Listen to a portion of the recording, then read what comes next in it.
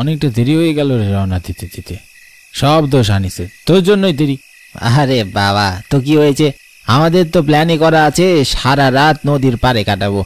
একটু দেরি হলে কি বা হবে? চল চল, তাড়াতাড়ি পা চালা, আর কথা বাড়াস না। তোরা এত বক বক না করে পা চালা তাড়াতাড়ি। রোহিত, আনিস, গোপাল, রঘু আর মোহিত যাচ্ছে গ্রামের ওই শেষ মাথার নদীর পাড়ে। সকলেই আজ ঠিক করেছে পিকনিক করবে।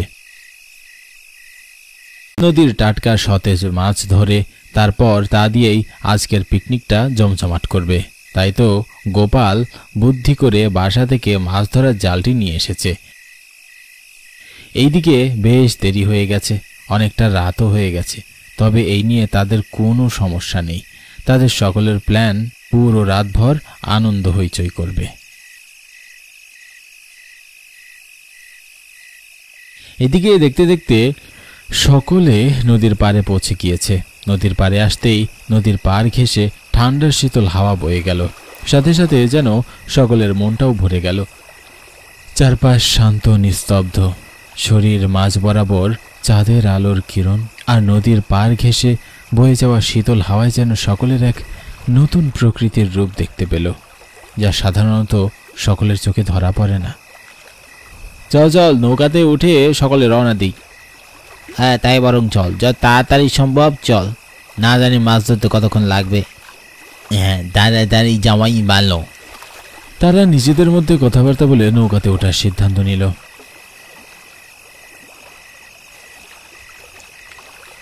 একে একে রোহিত, গোপাল আর মোহিত উঠে পড়েছে নৌকাতে। তবে রঘু আর আনিস উঠতে যাবে এই সময় হঠাৎ করে কোথা থেকে যেন মেয়েলি কণ্ঠ ভেসে আসতে লাগলো, মেয়েলি কান্নার আওয়াজ। রাত আনুমানিক প্রায় 11টা পার হয়ে গেছে। তবে এত রাতে একটি মেয়ে এখানে কান্না করছে কি করে? এ যেন কোনো সাধারণ বিষয় না। গিয়ে রঘু, কান্নার আওয়াজ শুনতে পাচ্ছিস? হ্যাঁ, আমি তো স্পষ্ট ফুপিয়ে ফুপিয়ে কান্নার আওয়াজ পাচ্ছি। তবে এত রাতে একটি মেয়ে কোথা থেকে আসতে পারে? হয়তো কোনো বিপদে পড়েছে, তাই তো এমনভাবে কাঁদছে। যা তো, তোরা দুজন গিয়ে দেখে আয় কে ভাবে কাঁদছে, আর আমরা এদিকে নদীতে মাছ ধরতে যাই, হয়তো আমাদেরও দেরি হয়ে যাবে। আনিস, তুই যা ওদের সাথে নৌকাতে, আমি বরং এদিকে যাই। না না, একা যাস না, দুইজনেই যা বরং। হ্যাঁ তাই ভালো, নয়তো একা যাওয়া ঠিক হবে না এত রাতে। ঠিক আছে, চল। এত রাতে হঠাৎ একটা মেয়ের কান্নার আওয়াজ শুনে মোটেও তারা সেটা উপেক্ষা করতে পারল না। তাই রঘু, আনিস যাচ্ছে মেয়েটির খোঁজে।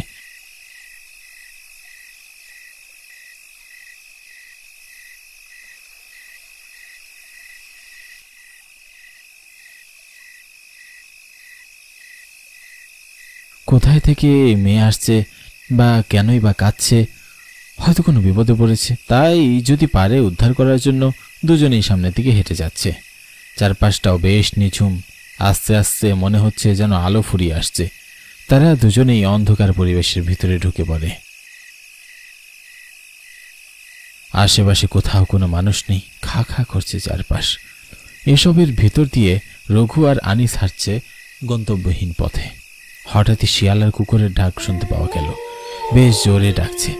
তাদের ডাকে যেন মুহূর্তেই চারপাশটা পাল্টে গেল। শান্ত নীরব পরিবেশ থেকে মুহূর্তেই অশান্ত হয়ে গেল। তবে হঠাৎই শিয়াল কুকুরের ডাকের মাঝে যেন মেয়েটির কান্নার আওয়াজ থেমে গেল। এতক্ষণ বেশ কান্নার আওয়াজ ধরে এগোচ্ছিল তারা। তবে হঠাৎ কান্নার আওয়াজ বন্ধ হওয়াতে তারা থমকে দাঁড়ালো। প্রায় অনেকটা পথ এগিয়ে গিয়েছে তারা, একেবারে নদীর পাড় ছাড়িয়ে জঙ্গলের ভিতর। কিরে আনিস, কিছু শুনতে পাচ্ছিস? না তো, মেয়েটির কান্নার আওয়াজ তো শুনতে পাচ্ছি না, শুধু শিয়াল কুকুর ডাকছে। হ্যাঁ তাই তো। ধর, কি এক ঝামেলা, হয়তো মেয়েটি কোথাও চলে গিয়েছে, তাই পাওয়া যাচ্ছে না। চল আমরা আমাদের জায়গায় ফিরে যাই। তাই ভালো, শুধু শুধু সময় নষ্ট হলো। আনিস আর রঘু মনে মনে খুব বিরক্ত হলো। পিকনিকে এসে যে এতটা সময় নষ্ট হবে তা তারা ভাবতেও পারেনি। এতক্ষণে নিশ্চয়ই তারাও নদীর মাঝখানে চলে গিয়েছে। সব ভাবতে ভাবতে বেশ বিরক্তি ভাব নিয়ে দুজনে আবার হাঁটতে লাগলো নদীর পাড়ের উদ্দেশ্যে। দেখতে দেখতে তারাও নদীর পাড়ে পৌঁছে গেল।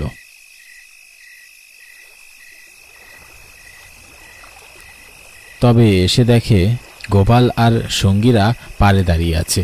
এটি দেখে দুজনেই বেশ অবাক হয়। এত তাড়াতাড়ি মাছ ধরা শেষ মনে হতেই যেন তাদের খিদেটা বেড়ে গেল। ঠিক এমন সময় গোপাল বলে উঠল, কি রে, তোদের এত সময় লাগলো যে? আর মেয়েটিকে কেনই বা কাঁদছিল? তোর কোনো মেয়ে নেই, কেন কাঁদছে আমরা কি করে জানবো? কোনো মেয়েকেই তো আমরা দেখতে পেলাম না। হঠাৎই মাঝ পথে কান্না থেমে গেল, চারপাশটা খুঁজে দেখলাম, কাউকে পেলাম না, তাই চলে এসেছি। তা আবার কেমন কথা? মাঝ পথে শুনলি কান্না থেমে গিয়েছে? হ্যাঁ রে, নয়তো আর কি। তা তোদের মাছ ধরা কেমন চলছে? আরে আমরা তো এখনো রওনা হইনি, তোরা আসছিস না বলে ভাবলাম তোদের বিপদ হলো কি না, তাই ওদিকে যেতেই তোরা এলি। তা অনেকটা দেরি হয়ে গেল, চল এখন মাছ ধরতে যাই। হ্যাঁ চল। তারা মাছ ধরার প্রস্তুতি নিয়ে নৌকাতে উঠতে যাবে, ঠিক সেই সময় নৌকা নেই, নৌকা উধাও। পুরো নদী জুড়ে একটি মাত্র নৌকা ছিল, কিন্তু চোখের আড়াল হতে উধাও হয়ে গেল। একটু আগে অবধি নৌকাটি তাদের সামনেই ছিল, কিন্তু কোথায় চলে গেল? কেউ তো তাদের চোখে ফাঁকি দিয়ে যায়নি। কেউ আসলে অবশ্যই তারা দেখতে পেত। এগিয়ে নৌকা গুদায়। তাদের মনে এক অদ্ভুত আতঙ্ক ঢুকে গেল। সকলের মুখের দিকে তাকালে স্পষ্ট দেখা যাচ্ছে তারা ভীষণ আতঙ্কে রয়েছে। তাদের সকলের চোখ জোড়া যেন বড় বড় হয়ে গেছে। এমন অলৌকিক ঘটনা চোখের সামনে তারা যে দেখতে পাবে তাদের বিশ্বাসই হচ্ছে না। তবে জলজান্ত নৌকা হুট করে উধাও হলো কি করে? এসব ভাবতে ভাবতেই হঠাৎ একজন লোক তাদের সামনে চলে আসলো। তবে কোথা থেকে যে তিনি আসলেন কিচ্ছু টের পেলাম না। চোখের সামনে আপনা আপনি লোকটি চলে এসেছে। তারা প্রথমে দেখে কিছুটা চমকে উঠল। তবে লোকটির পুরো শরীর চাদর দিয়ে আস্তরণ করা, চোখ দুটো ছাড়া আর কিছুই দেখা যাচ্ছে না। হঠাৎই তিনি বলে উঠল, তোমরা চলে যাও এখান থেকে, তার আসার সময় হয়ে গেছে, বাঁচতে চাইলে চলে যাও। মানে কি বলছেন এসব? কে মারবে আমাদের?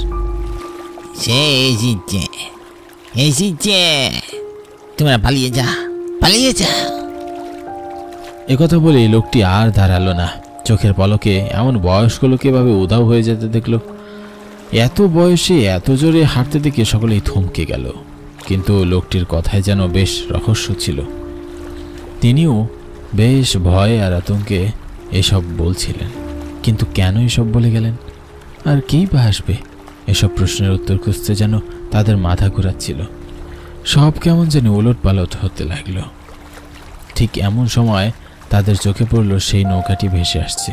তৎক্ষণাৎ তাদের চোখ দুটোকে তারা বিশ্বাস করতে পারল না। ভয়ে যেন সকলেই থরথর করে কাঁপতে লাগলো।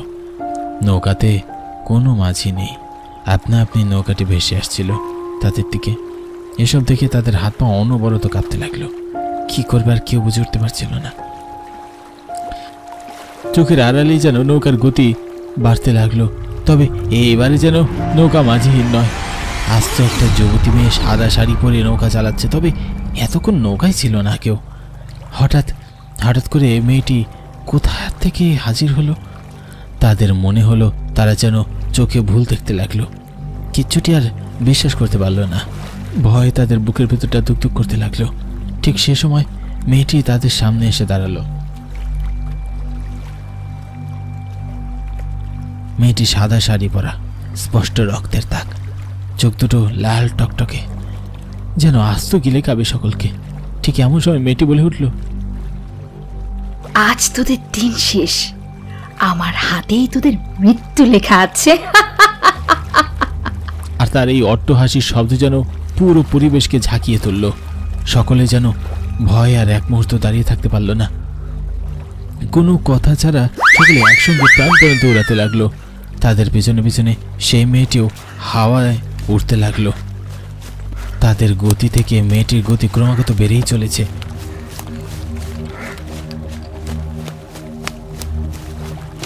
তৎক্ষণাৎ মেয়েটির হাত লম্বা হয়ে রঘুকে ধরে ফেলল। রঘু আর দৌড়াতে পারল না, সে আটকে পড়ল মেয়েটির হাতে। আর বাকি চারজন দৌড়ে পালিয়ে গেল। তাদেরকে আর মেয়েটি ধরতে পারল না। মেয়েটি রঘুকে এক ঝটকানিতে তার সামনে হাজির করল।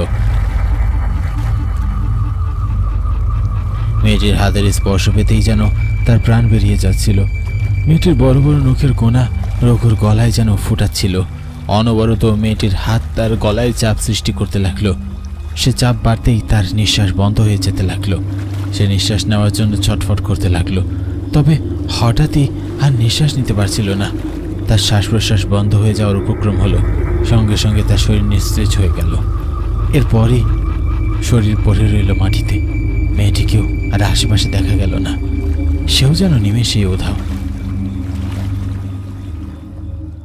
পরদিন সকাল হতেই চারপাশ সূর্যের আলোয় বেশ ঝকঝকে করতে লাগলো।